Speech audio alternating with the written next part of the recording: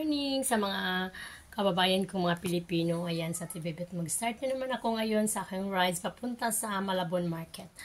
Yes, mga kapaksew. Ayan lang ang masasabi ko sa umagang ito. Good morning sa lahat-lahat, lalo na sa mga followers ko at sa mga viewers ko. Thank you, thank you, thank you. Kapaksew, karating ko lang galing ng palengke. Stop na tayo. Ito yung mga pinamalengke ko, mga kapaksew.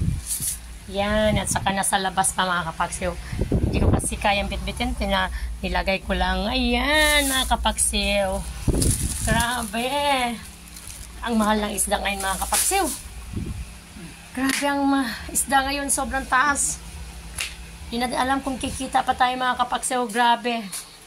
Kanina, malis ako. Hindi ako nakamas. Ngayon, nakamas ako. Kasi grabe ang alikabok sa labas. Yan, magluluto na tayo, mga kapaksew, ha? Go na tayo sa pagluluto. Sino yan? Kapagsi, wala pang nagigising ng mga anak ko. Ako pa lang. Oh my God. Ano kayong gagawin ko nito, mga kapagsiw? Magsisimula na naman ako mag-isa. Grabe, mga kapagsiw. Sobra. Oh, mga kapagsiw. Marami pang gagawin, mga kapagsiw. Uy. Yan. Wala pang tao sa loob ng bahay. Tingnan niyo, mga kapagsiw. Kahit isa, wala pa. Nag-iisa pa lang si Ate Bibit dito sa kusina. Wala pang bumaba sa aking bahay. Parang magising, no?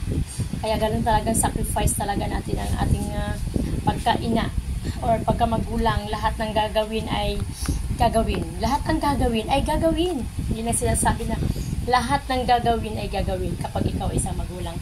Kaya mga kapagsiw, ito na naman tayo, mag-start na naman tayo sa ating hanap buhay.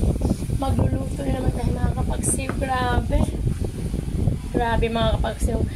Pag ganitong sitwasyon natin, mga kapagsiw, wala tayong katuwang sa buhay. Ang hirap kaya, pero okay lang yun. Kayang-kaya yun. Kayang-kaya natin kapag ganyan, diba? Huwag kang mawala ng pag-asa at darating sa iyo ang swerte ng buhay mo. Kaya go lang tayo, mga kapagsiw. Yan.